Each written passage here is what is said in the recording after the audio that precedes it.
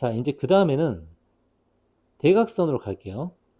자, 대각선 같은 경우는 우리가 이제 맥각형이냐에 따라 달라지는데, 자, 여기 지금 사각형이 첫 번째 미리 그려놨는데요. 자, 사각형 같은 경우는 점이 4개가 있죠. 자, 그러면 이 점 4개 중에서 4개 중에서 2개의 점을 고릅니다. 근데 이 중에서 각각 변에 해당하는 4가지가 대각선이 안 되죠. 그러니까 원래는 4개 중에 2개를 골라 이렇게 대각선을 만들면 되는데 이 중에 안 되는 게 4개가 있다. 이렇게 할 수 있습니다. 자, 그러면 이런 육각형 같은 경우는 점이 6개가 있죠. 그럼 6개 중에 2개를 고를 거예요. 그 중에 대각선이 안 되는 게 6가지가 있다라고 할 수 있습니다. 됐죠? 자, 그래서 이런 식으로 공식을 만들 수 있겠네요. 자, 그러면 n각형의 대각선의 개수. 자, nc2에서 n을 뺀다 라고 할 수 있겠죠? 조합을 이용하면 좀 더 편하게 할 수 있습니다.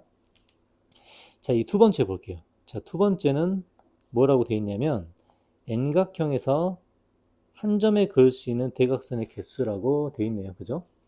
자, 그럼 한번 생각을 해볼게요. 자, 처음에 사각형 같은 경우는 요 하나의 꼭지점에서 대각선의 개수 한 개 그을 수 있네요. 맞죠? 육각형 같은 경우는 요 한 개의 꼭지점에서 하나, 둘, 세 개 그을 수 있습니다. 자, 그럼 무슨 말이냐면 원래 사각형 같은 경우는 이 한 점에서 꼭지점을 향하여 세 개를 발사할 수 있는데 그 중에 옆에 있는 2개가 안 되는 거예요. 자, 마찬가지 이 육각형 같은 경우는 꼭지점 하나에서 각각 5번을 발사할 수 있죠. 근데 요 옆에 있는 경우 2가지는 안 됩니다. 자, 이제 이렇게 식을 세워볼게요. 자, 그러면 어떻게 되죠? n각형 같은 경우는 하나의 꼭지점에서 n-1번, n-1번 우리가 대각선처럼 발사할 수 있는데 그 중에서 양옆에 2개가 안 된다고 이렇게 할 수 있습니다. 그래서 답은 n-3이 되겠죠. 자, 이렇게 조합을 사용하면 대각선도 표현할 수 있습니다. 자, 5번 문제. 볼록 N각형의 대각선의 교점의 최대 개수. 자, 도대체 이게 무슨 얘기인가? 자, 예를 들어볼게요. 자, 이제 오각형 같은 경우 대각선을 그어보겠습니다.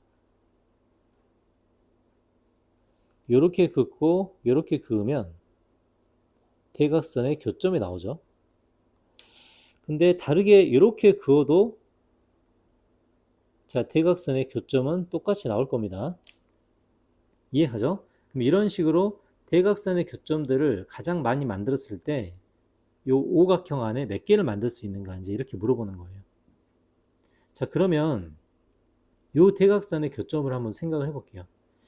자, 그러면 대각선의 교점이다. 자, 개념만 생각해 볼게요.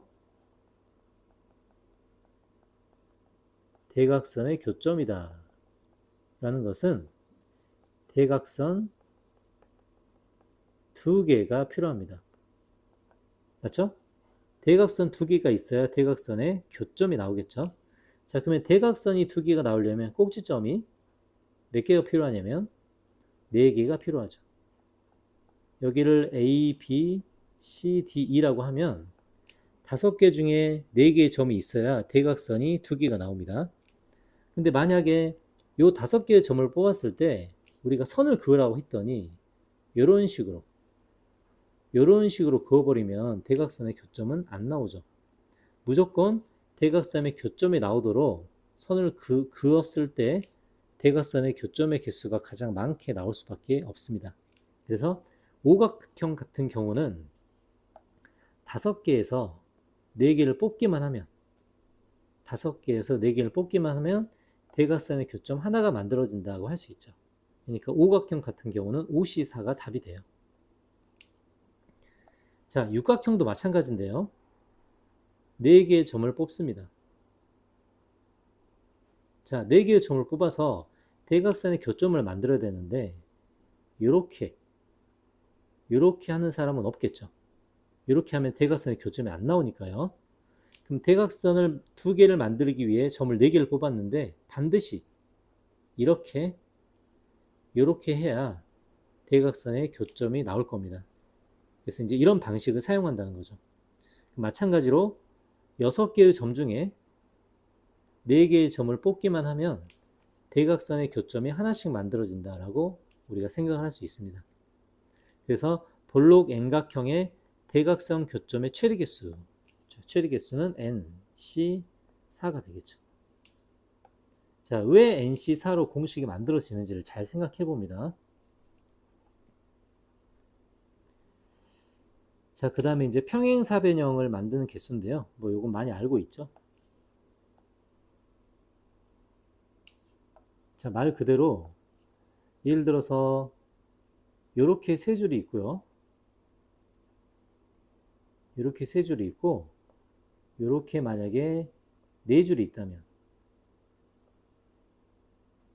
이렇게 네 줄이 있다면 네 개의 줄 중에 두 개의 줄을 고르고